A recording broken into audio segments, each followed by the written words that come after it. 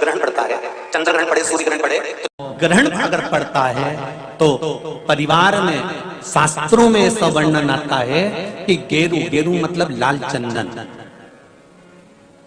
कौन सा चंदन? जम के बोलो जरा। लाल चंदन। ये गेरू तो बाद में आप लोगों ने उधर पे लगाना चालू करा, पर नियम ये है कि गर्भ में अगर बच्चा रहता है तो ग्रहण पड़ता है, चंद्र ग्रहण पड़े, सूर्य ग्रहण पड़े, तो जो नारी का गर्भ रहता है, भले वो 3 महीने का हो, 2 महीने का हो, 1 महीने का हो, 8 महीने का हो, 9 महीने का हो, 10 महीने का, नारी का अगर गर्भ है तो बुजुर्ग लोग भी कहते हैं, उनको ये भले नहीं मालूम होगा कि क्यों गेरू लगाते। गेरू नहीं, लाल चंदन की 3 रेखा नारी को अपने पेट पर खींच लेना चाहिए।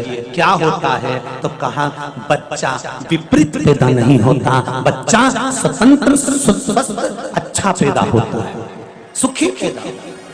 भगवान शिव की कृपा, ओगरदानी, भगवान शंकर की उदारता, दया, पूजन, दान, व्रत, आराधना है, वो आज ही आप और हमको करना है। शिव महापुराण की कथा को सुने हैं,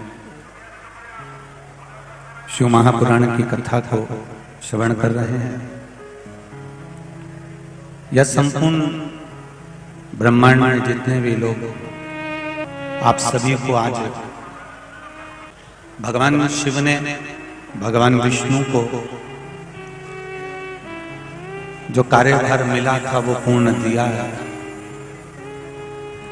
और देने के बाद 33 कोटि देवी देवता सबकी सब आज काशी की पवित्र भूमि पर आकर, काशी की धरा पर आकर, मृत्युलोक में देवलोक से आकर भगवान शिव की अविरल भक्ति का सुख प्राप्त किया था। और बड़ा सुंदर दीप पर्व पूरे ब्रह्मांड में, पूरे काशी में, पूरे मृत्युलोक में 33 कोटि देवी देवताओं ने मिलकर किया, सभी ने मिलकर। इसलिए ये प्रयास करना, आज अपने अपने घर के दरवाजे पर दीप दान करो। कोई जलाशय, कोई नदी, कोई कुआं, कोई बावड़ी, कोई तालाब, कोई सरोवर नजदीक में हो तो वहां दीप दान करो। ना हो तो पीपल का वृक्ष, आंवले का वृक्ष, बेलपत्री का वृक्ष, बट वृक्ष, ऐसे मूल वृक्षों के नीचे भी दीप दान कर सकते हो। और जीवन का सुख आपके हर पल बना रहे, यही बाबा से निवेदन है। नियम यह है कि गर्भ में अगर बच्चा रहता है तो ग्रहण पड़ता है, चंद्र ग्रहण पड़े, सूर्य ग्रहण पड़े, तो जो नारी का गर्भ रहता है, भले वो 3 महीने का हो, 2 महीने का हो, 1 महीने का हो, 8 महीने का हो, 9 महीने का हो, 10 महीने का, नारी का अगर गर्भ है तो बुजुर्ग लोग भी कहते हैं, उनको ये भले नहीं मालूम होगा कि क्यों गेरू लगाते। गेरू नहीं, लाल चंदन की 3 रेखा नारी को अपने पेट पर खींच लेना चाहिए। क्या होता है तो कहा, बच्चा विपरीत पैदा नहीं होता, बच्चा स्वतंत्र स्वस्थ अच्छा पैदा होता है, सुखी पैदा होता है। नारियों को, स्त्रियों को अखंड सौभाग्य के लिए, जो नारी वैधव्य नहीं होना चाहती है, उस नारी को पूर्णिमा के कितने व्रत करना चाहिए। जिस नारी के यहाँ संतान नहीं हो, औलाद नहीं हो, उसको पूर्णिमा के कितने व्रत करना चाहिए। जिस नारी का पुत्र, पति बहुत बीमारी से ग्रसित हो, लग रहा हो कि ये मेरा बेटा बहुत बड़ी बीमारी में घिरा हुआ है, तो नारी को कितने व्रत करना चाहिए। स्वयं भगवान कृष्ण ने माता यशोदा को द्वापर में भी बताया है कि पूर्णिमा के 32 व्रत होते हैं। कितने व्रत होते हैं? 32।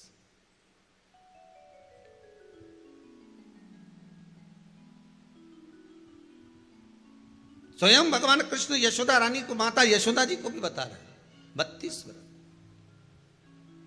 अब आपको किसी ने बता दिया होगा कि 8 कर लो, 7 कर लो, 6 कर लो, 12 कर लो, इसलिए आपने बोला कि 12 कर लीजिए, 32 कर लीजिए। अरे यहाँ तो द्वापर की कथा भी कहती है। यशोदा जी ने एक बार भगवान कृष्ण को रोक कर कह दिया, ए कन्हैया रुको। कन्हैया बोले, बोलो माँ क्या बात है। कन्हैया जरा रुकिए, इधर आओ जरा। भगवान कृष्ण आए। हाँ मां बोलिए, किस जगह का प्रसंग है ये?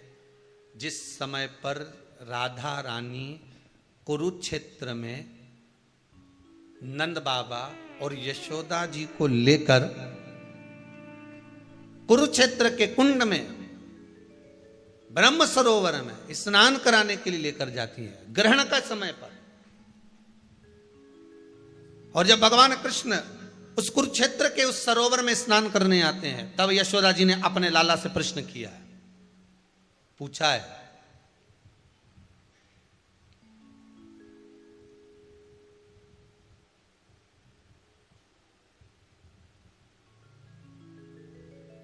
कि नारी वेधव्य होकर ना मरे।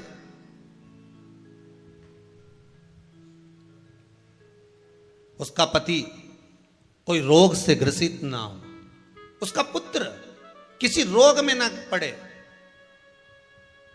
अरे भाई कितना सुंदर संवाद लिखा है। अगर किसी माता का पुत्र मान लो किसी नशे में डूबा हुआ है, कोई नशा कर रहा है और गलत नशा है, आपको लग रहा है कि ये नशे में डूबा हुआ है, आपको लग रहा है कि ये गलत जगह पर डूब गया है, आपको लग रहा है कि मदिरापान में, मांसाहार में या अधिक गांजा आदि का जो भी नशे होते हैं, जितने भी नशे, उसमें डूब चुका है। और माँ उसको समझा रही है, तू नशे में मत डूब, तू इस काम को मत कर, तू ये गलत कर्म मत कर। माँ उसको समझा कर हार गई। तो मेरा माताओं से निवेदन है, आप उसको समझाना बंद कर दो, एक काम करना प्रारंभ कर दीजिए। हमें जो शिव महापुराण के माध्यम से शास्त्र कह रहा है कि आप 32 पूर्णिमा के व्रत प्रारंभ कर दो। उसमें करना क्या है आपको? केवल जिस दिन व्रत रहे, रात्रि के समय पर कोई भी मीठा कुछ भी सामग्री आप चंद्र की रोशनी में, चंद्र को अर्घ देने के बाद, पूजन करने के बाद उसको रखो, और वही सामग्री जो नशा कर रहा है उसको पूर्णिमा के दूसरे दिन उसको खिलाओ। आप धीरे धीरे खिलाना चालू करेंगे, जिस नशे में वो डूबा हुआ उस नशे से वो छूटना प्रारंभ हो जाएगा। 2 पूर्णिमा व्रत करके तो देखो, तीसरे में तुम्हें जरूरत ही नहीं पड़ेगी। धीरे धीरे आप वो छूटना प्रारंभ हो जाएगा। स्वयं भगवान कह रहे हैं, यशोदा मैया ने कन्हैया को रोक लिया कुरुक्षेत्र के उस मैदान में, और भगवान कृष्ण का दर्शन माता यशोदा जी करी। बहुत दिनों के बाद माँ को, आज माता यशोदा को लाला का दर्शन हुआ, बहुत समय के बाद, जाने के बाद, बहुत समय के बाद।